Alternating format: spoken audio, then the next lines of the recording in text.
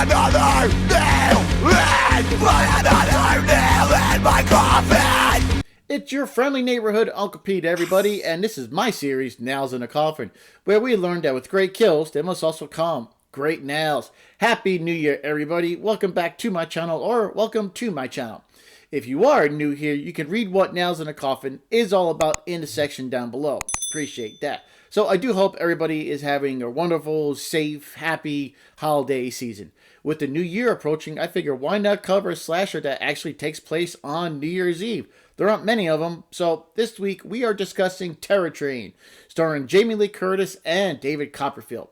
Now, I don't actually review the movie on Nails in a Coffin. There's dozens and dozens of YouTubers who review movies. I analyze the kills and I rate the victims' decisions and actions. So sit back, relax, grab some champagne to raise it for a toast as we let the nailing begin. When the movie starts, we're introduced to our cast of characters of the film, and we're at a college pre-med New Year's Eve party. Some of the students pull a prank on nerd Kenny, and a reluctant Elena, Jamie Lee Curtis, she's coerced into participating in this prank. She entices Kenny into a dark room for some sex.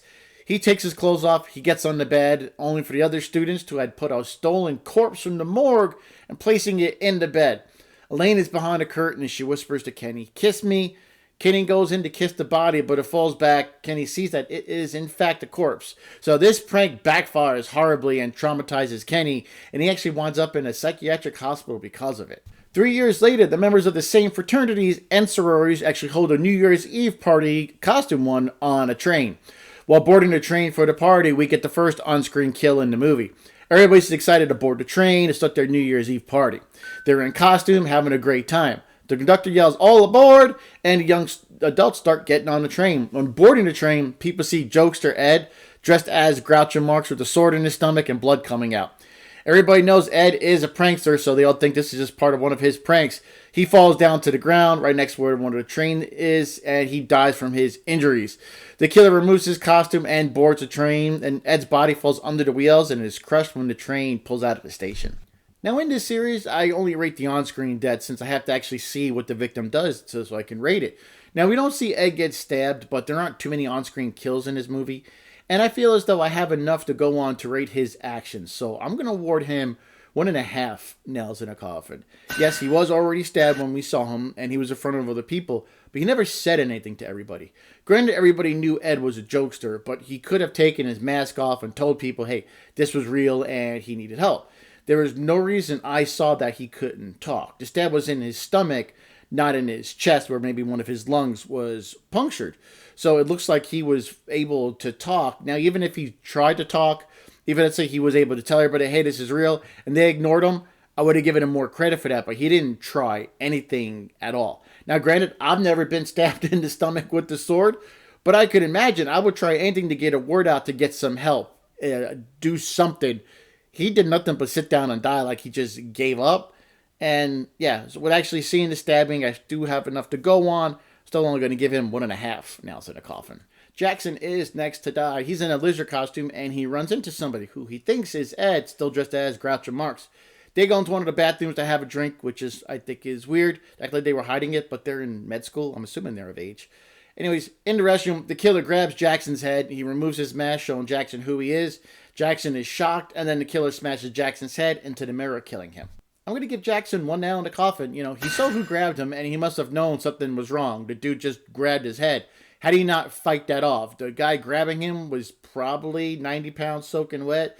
Jackson was much bigger and stronger, but he didn't even try and push off the mirror or fight back at all. He did nothing. He was too busy being shocked, and there was no reason for him to be shocked when seeing that person.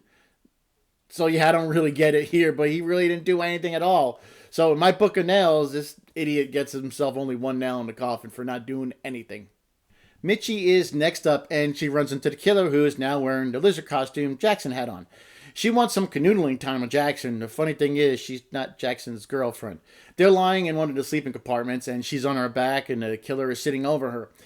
She has her eyes closed, ready to make some friends. Mr. Lizard slowly caresses her leg, and she's kind of into it. He takes his glove off and places the hand on her chest. Instead of his hand, it's Jackson's severed hand. She opens her eyes, sees the severed hand. Before she can do anything, The killer places his hand over their mouth and the screen cuts away. Not much to go on with this kill, another one, but that's the case again with a lot of the kills in this movie. But based on what I saw here, I'm going to give Mitchie 1.5 nails in a coffin. The conductor finds her body minutes later and her throat was cut. Now, without seeing the actual attack, I'm assuming she didn't fight back hard enough. Again, the killer was a very thin and small dude. I feel like most people could have overpowered him or at least made it more difficult for him to get the kill. If someone has their hand over your mouth preventing you from screaming, you still have 2 free arms to defend yourself against only 1 arm. And there was also room to kick as well. He wasn't a big guy. So from the looks here, I'm assuming she didn't put up much of a fight. So I'm going to give her 1.5 nails in a coffin. A short while later, while at another train car where a magic show was, we get our next death. Doc was sitting next to his best friend Mo during the show. They're watching the magic and his assistant perform some teleportation switch trick. After the trick is done, everybody is clapping and we see Doc sitting on the floor with Mo. Doc thinks Mo just fell asleep and he goes to wake his friend up, but he finds Mo is no longer with us and he's got some blood on his chest and his body is limp. Mo was killed off screen and we didn't see anything that took place. He was sitting next to Doc. They probably both fell asleep and then Mo was dead. I don't have enough to go on here to give him a rating, so I'm going to have to give him a pass. Shortly thereafter, Elena tells Doc that Mitchie is also dead. He freaks out and pulls the brake on the train, but the train doesn't stop. Concerned, train conductor Carney rushes to the cab to see why the train engineer hasn't stopped the train. Once he gets to the cab, he stops the train, and when the train finally stops, he finds the engineer's hat with blood on it and just assumes the killer got the train engineer and another crew member. We never see a body for these two, so I can't cover their deaths at all. I don't even know if they are dead technically, and if they were, how they were killed. So, yeah, can't do nothing for these two. Once the train is stopped, Carney has everybody disembark the train so he can talk to people, question them, and try and investigate these murders. While outside, Elena tells Doc that she thinks Kenny might be doing all this since all the victims are connected to the prank they pulled on him years ago. Once they get back on the train, Doc had just kicked Elena out of his sleeping compartment. He's nervous about the killer and he's searching all around the room, finds nothing after opening multiple doors. Then somebody grabs his foot, he screams, he tries to crawl out of the room, but he forgets how locks on doors work. He sits back, this person puts their hand on his shoulder. It's a woman's hand and Doc thinks it's Mitchie who's dead. He thinks it's all a joke. Then the killer grabs Doc by the hair, pulls him up, and slashes his throat. Doc earned himself 1 nail in the coffin. There was no evidence that this was all a joke aimed at him. He saw his best friend Mo was dead. So why would he think the rest was all a joke? That just makes no sense. Plus, how did he search that entire room and not find the killer? He also forgot how locks on doors work. If you think there's a killer after you and you're locked in a room with them, and then somebody puts their hand on your shoulder, why would you not jump up and move out of the way, get ready to defend yourself, at least see who it is? You were able to tell the person by their hand. Obviously, you did not know it was Mitchie because it was in Mitchie's hand. This guy just did everything wrong, so he definitely only deserves that 1 nail in the coffin. The next death occurred off screen. We see the body of Chief Porter Donnelly. He's been stabbed in his stomach. No way of telling when he was attacked, how he was attacked, or how he fought to defend himself, so I'm going to give him a pass.